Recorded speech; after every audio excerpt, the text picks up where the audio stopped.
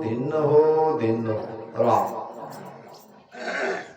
केवल राम रटो मन मेरा, केवल राम रटो मन मेरा। जो तेरा पाप कर्म कट जावे, जो तेरा पाप कर्म कट जावे, मीटे जन्म जुग फेरा हो। केवल नाम रटो मन मेरा, केवल राम रटो मन मेरा। मन परतीत साच बिन आया, कारज सरे नहीं कोई। मेरे रामा कारज सरे नहीं कोई। कोट उपाय अनेक मनोरथ, कोटि उपाय अनेक मनोरथ, कर देखो नर लोई हो। केवल राम रटो मन मेरा, केवल राम रटो मन मेरा। जो तेरा पाप कर्म कट जावे, जो तेरा पाप कर्म कट जावे, मीटे जन्म जुग फेरा हो। केवल राम रटो मन मेरा, केवल राम रटो मन मेरा। तीरथ कोटि धाम बिन लेखे, जीगनी ज्ञान वे किया। मेरे रामा जीगनी ज्ञान वे किया। शिवरण साच नाव बिन लैसे, शिवरण साच नाव बिन लैसे, सुखरती नहीं लिया हो। केवल राम रटो मन मेरा, केवल राम रटो मन मेरा।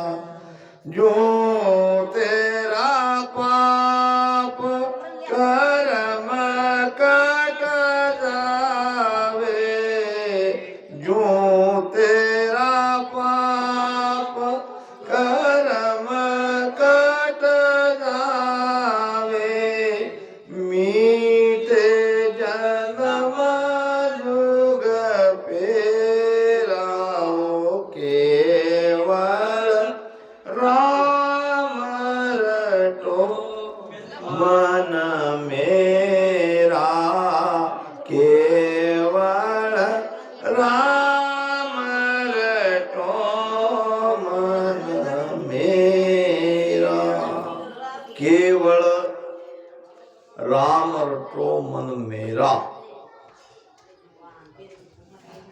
केवल, केवल यानी भक्त। हमारे करेंसी पे नोट पे लिखा रहता है फक्त 100 रुपए, केवल 100 रुपए। एक परमात्मा के नाम अनेक है, मगर परमात्मा मिलते किस नाम से है? तेरो वार पार घण नामी एक नाम में आवे, और कै सुखराम संत दुन सारा राम राम कहेगा। ये एक ही नाम से मोक्ष में चले जाओगे, बंधन से मुक्त हो जाओगे। संसार में अनेक नाम हैं, मगर सभी नाम को शास्त्रों में, वेदों में, पुराणों में संतों ने उतना महत्व नहीं दिया है जितना राम नाम को दिया है। केवल कहते हैं परमात्मा के लिए, परमात्मा का नाम ही राम नाम है। परमात्मा स्वयं कहते हैं खंड पिंड ब्रह्मांड में भगवत वचन, ऐसी बात वहां आती है, यानी जीवित वचन, चेतन वचन, परमात्मा के वचन। राम जी स्वयं कह रहे हैं, न जानू कूण है मेरो नाम, संता मुखसु सुनिया मैं राम। वैसे तो मैं स्वयं जानता नहीं हूं मेरा नाम क्या है, मगर मृत्यु लोक में ये संत, ये भक्त मुझे राम राम राम राम कहते पुकारते हैं और मुझ तक पहुंच भी जाते हैं।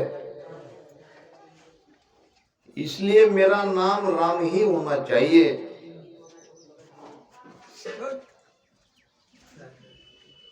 एक सत्संग सभा में कौन बड़ा है इसके बारे में चर्चा हो रही थी।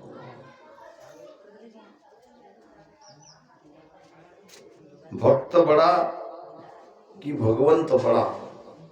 भक्ति भक्त भगवंत गुरु चतुर नाम बप एक, जिनके पदरद वंदन करे नासत विघ्न अनेक। बहुत ऊंची बात बता रहे। भक्ति भक्त भगवंत और गुरु कितने हो गए? 4। भक्ति भक्त भगवंत गुरु चतुर नाम बप एक। बप नाम शरीर, ये एक ही शरीर के 4 नाम है। इसमें से किसी एक को पकड़ लो। भक्ति, या तो भक्ति धारण कर लो या भक्त बन जाओ। भक्ति से ही भक्त बनोगे और भक्त ही आपको संतों के चरणों में ये भक्ति ही ले जाएगी। अब संत मिले तो राम जी मिले। जब तक संत ही नहीं मिलेंगे, परमात्मा मिलने का कोई उपाय नहीं है। गुरु मिलिया जब हर जी मिलिया, गुरु मिलिया जब हर जी मिलिया, न्यारो नाही रहाना हो, न्यारो नाही रहाना हो। नहीं रहोगे न्यारा परमात्मा से। ढूंढना है सदगुरु को, ढूंढना है संतों को। संत साहेब में अंतर नहीं, और साहेब का घर संत नुमाई। कहाँ है मालिक का घर? संतों के अंदर। कबीर साहब कहते हैं, सतपुरा सारी आरसी, संतन केरी देह लखा जो चाहे अलख को, इस ही में लख लेह। अलख को लखना चाहते हो, जो नखले में नहीं आता उसको लखना चाहते हो, तो आपको दर्पण देखना पड़ेगा। और दर्पण है संतों का शरीर। दर्पण कहते हैं कांच को, आरसा को। जैसे कांच में, आरसा में हम अपने आप को निहारते हैं, अपना स्वरूप देखते हैं, इसीलिए भगवान के स्वरूप को देखना है तो संतों के भीतर देखो, वहां खोजो, वहां मिलेंगे। वस्तु कहीं ढूंढे कहीं किनविद आवे हाथ। परमात्मा बाहर नहीं है, परमात्मा तीर्थ में नहीं है, परमात्मा वर्त में नहीं है, परमात्मा कर्म कांडों में नहीं है। वो तो महापुरुष के देह में है, वो तो भक्तों के हृदय में है। कहते हैं कि कौन बड़ा कौन बड़ा, इसके बारे में चर्चा चल रही थी। एक विचारवान ज्ञानी ने कहा कि मुझे तो लगता है कि इस संसार में सबसे बड़ी पृथ्वी होनी चाहिए, ये जमीन। क्योंकि जड़ चेतन सभी ये पृथ्वी पर है। अनगिनत गांव है, अनगिनत मकान है, और ये सबका भार ये पृथ्वी संभालती है। तो मेरे विचार से तो पृथ्वी सबसे बड़ी है। दूसरा विद्वान कहने लगा पृथ्वी से तो बड़ी शेषनाग होना चाहिए, क्योंकि पृथ्वी को शेषनाग ने अपने सिर पे धारण करके रखा है। बात तो उसकी भी सही थी। इतने में तीसरा आके कहने लगा शेषनाग के तो शिवजी बड़े हैं, क्योंकि शेषनाग की ही माला उसने अपने गले में पहनी है, तो शिवजी बड़े। अपना अपना तर्क, अपना अपना मत वहां बखान हो रहा था और सब सत्य कह रहे थे। एक दूसरा उठ के कहने लगा शिवजी से तो कैलाश बड़ा होना चाहिए, क्योंकि आप शिवजी को बड़े मानते हो, तो शिवजी को तो कैलाश पर्वत ने, कैलाश पे शिवजी रहते हैं। शिवजी जैसे विशाल पराक्रमी देवता जिस पर्वत में रहते हैं, वो कैलाश पर्वत बड़ा होना चाहिए।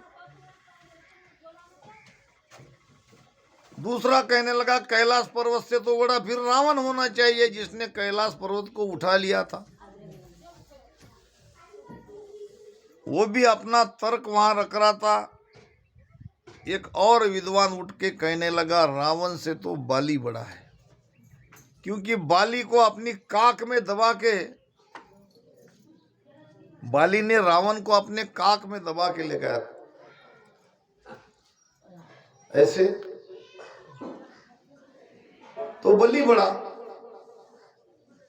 और उठ के कहने लगा बलि काय का बड़ा, बलि से तो राम बड़ा, राम ने बलि को मारा था, बलि को वरदान मिला था, बलि राम से भी नहीं मरने वाला था, क्योंकि उसे इतना वरदान जबरदस्त मिला था कि कोई उसे सामने आके मार नहीं सकता था। अगर सामने से कोई उस पर बाण चलाएगा तो मारने वाले की आधी ताकत बलि को मिल जाती थी। ऐसे कई योद्धा बलि को मारने का प्रयास करते करते स्वयं मर गए। अब ऐसे बलि को जब सुग्रीव राम की शरण में आया और कहने लगा कि मेरी पत्नी और मेरा राज मेरे बड़े भाई बलि ने छीन लिया है, तो मुझे मेरा राज वापस दिलाओ और मेरी पत्नी को भी मुझे बलि के चंगुल से छुड़वाओ। राम की प्रार्थना से, सुग्रीव की प्रार्थना से भगवान राम ने बलि का वध किया। बलि का वध ऐसे किया, राम को भी पता था बलि को मारा नहीं जा सकता। तो कहते हैं कि राम ने एक पेड़ का सहारा लिया, पेड़ के पीछे राम छुप गए और छुपकर उन्होंने बाण चलाया, बाण सीधा छाती पे लगा, बलि गिर गया। गिरते ही बलि ने राम को कहा, प्रणाम किया, सीता की खोज में आप लंका जा रहे हो और आप इस कमजोर का साथ ले रहे हो, ये सुग्रीव ये क्या तुम्हारी मदद करेगा? राम मदद अगर मुझसे मांगते तो मैं सीता को लेके आता था, रावण के चंगुल से छुड़ा के लाता था, मगर आपने मुझे मार दिया, मेरा वध किया, इससे आपका क्या लाभ? अब वो तो सब होना ही था, होन काल के अंदर में था। इस प्रकार से बाली का वध हुआ। कहने का मतलब बाली बहुत शक्तिशाली था, जिसने रावण को अपने काख में दबा लिया था। फिर कहने लगे कि भाई राम बड़ा। अब राम काय का बड़ा? जिसने शबरी के झूठे बेर खाए। तो जिसके झूठे बेर परमात्मा खा सकते हैं, तो भगवंत से भक्त बड़ा। तो आखिर में बात आती है भक्त पे ही। ये भगत लोग सबसे बड़े हैं, हम सब भक्त हैं, हम परमात्मा की भक्ति कर रहे हैं। महाराज फरमाते हैं, जो एक है, जो परमात्मा सर्वव्यापी है, जिसको किसी ने बनाया नहीं, जो सबका आधार है, जो मालिक है, उसका नाम है राम। वैसे तो 4 राम की बात आई है, कबीर साहब ने अपनी वाणी में कहा है, कौन राम दशरथ घर डोले, कौन राम घट घट में बोले, कौन राम का सकल पसारा, कौन राम है सबसे न्यारा। आकारी दशरथ घर डोले, निराकार घट घट में बोले, बिंदु राम का सकल पसारा, निरालंब है सबसे न्यारा। तो ये जो सबसे न्यारा राम है, वैसे उसका नाम राम नहीं है, मैंने पहले ही बताया, मगर किसी को पुकारने के लिए नाम तो लेना ही पड़ेगा। तो यही रकार और मकार से संलग्न जो राम नाम है, वो राम नाम का रटन करो और पचड़े में मत पड़ो, बाकी आप कर ही नहीं सकते। हम साधारण से गृहस्थी घर परिवार का पालन पोषण करने वाले लोग हैं, हम न तो तप कर सकते हैं, तप में शरीर को कष्ट देना पड़ता है, शरीर की कोई परवाह तपी लोग नहीं करते, न मंत्र जाप कर सकते हैं, रात दिन मंत्र जाप करना पड़ता है, न योगिक क्रिया कर सकते हैं, न हठ योग कर सकते हैं, न अष्टांग योग कर सकते हैं। पूजा पाठ भी करेंगे तो कितना करेंगे? न तीर्थों वर्तों में कबीर साहब कहते हैं, नाम है मंदिर, नाम है मस्जिद, नाम है काबा कलाश में, मोको कहाँ ढूंढो रे बंदा, मैं तो तेरे पास हूं। तो इसके लिए एक ही उपाय है, राम नाम। सबसे सुलभ, सबसे आसान, कहीं जाने की जरूरत नहीं है, न त्यागने की जरूरत है, न घरदार छोड़ने की जरूरत है। अपने घर में रहो, सारे काम करते रहो, और जैसे समय मिलता है उतने समय में राम राम भजन करो, इसी से काम हो जाएगा। क्या होगा इससे? जैसे जैसे भजन करते जाओगे, वैसे वैसे आपके पाप कटते जाएंगे। आपके कर्म कटते जाएंगे।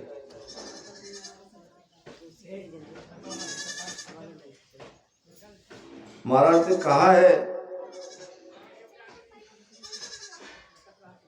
पूरा गुरु मिलिया साची सूझ पाई, पूरा गुरु मिलिया साची सूझ पाई, रटो राम नामा आची बिरिया आई, रटो राम नामा आची बिरिया आई। बहुत अच्छा समय आया है। सदगुरु भी आपको पूरे मिले हुए हैं, भेद भी आपको मिला है, और सारी सूझ, सारी समझ, सारी सामग्री आपके पास है। पूरा गुरु मिलिया साची सूझ पाई, रटो राम नामा अच्छी बिरियाई। ऐसा मौका बार बार नहीं मिलेगा। बहुत अच्छा समय आया है।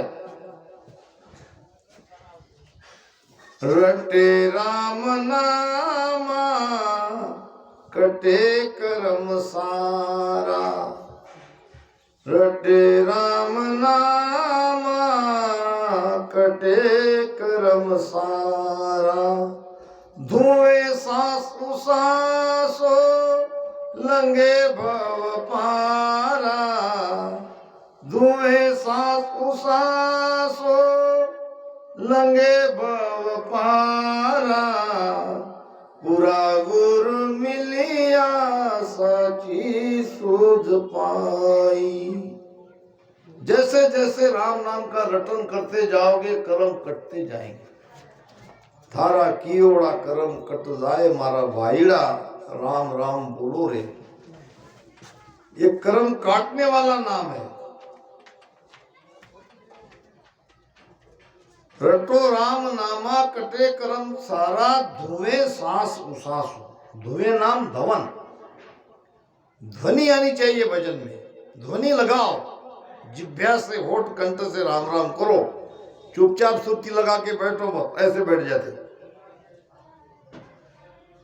नहीं होगा इससे। 10वें द्वार गए नहीं हो आप, आपकी सारी इंद्रियां चल रही है। महाराज कहते हैं कि मुख सिमरन मत छाड़ दो, 10वें द्वार लग जोए, और होठ कंठ सुखराम कहे गड़तड़िया बंद हुए। 10वें द्वार का पराक्रम कोई आया नहीं है, कोई ज्ञान आपके अंदर उतरा नहीं है, और आप चुप बैठे हो। ये अपने आप पर अपने आप को धोखा दे रहे हो।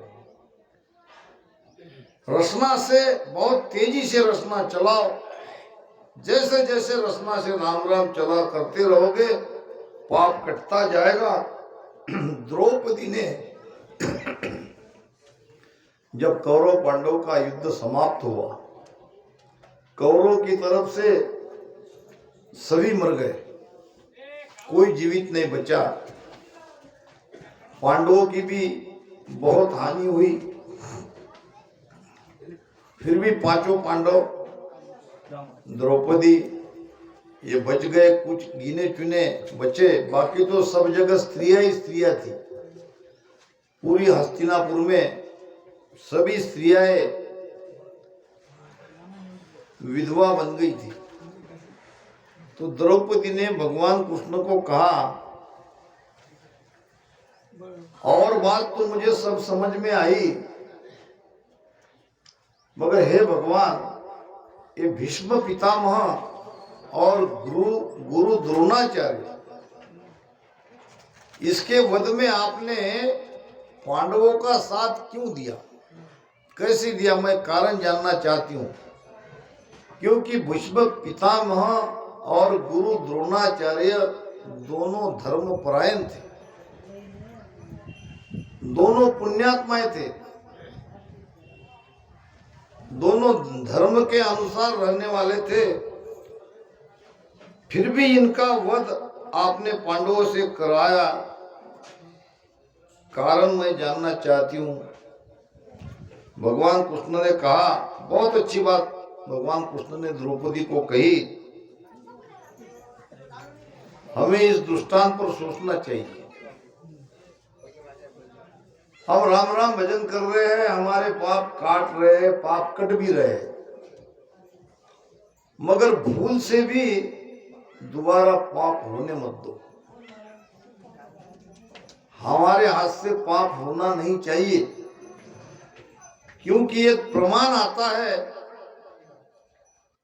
द्रौपदी को भगवान कृष्ण ने कहा, द्रौपदी आप सत्य कहती हो, दोनों धर्म परायण थे, दोनों ने कभी पाप नहीं किया और धर्म के अनुसार रहते थे, फिर भी इनके वध में मुझे पांडवों का साथ देना पड़ा। उसका कारण एक है।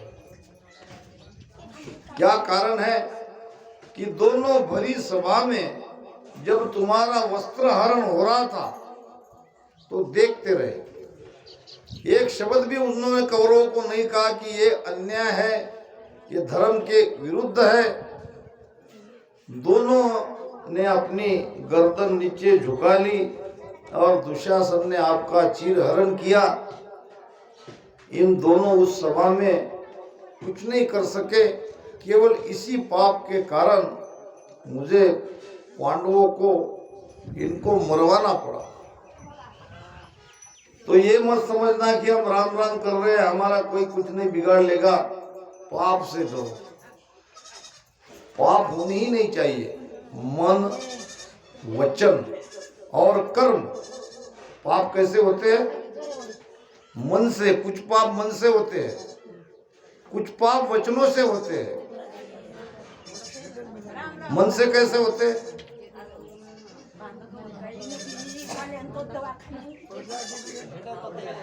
दूसरे के बारे में बुराई सोचना, दूसरे का ही दूसरों को विचार करते रहना, अपने बारे में नहीं सोचना, ये मन का पाप है। कहते हैं कि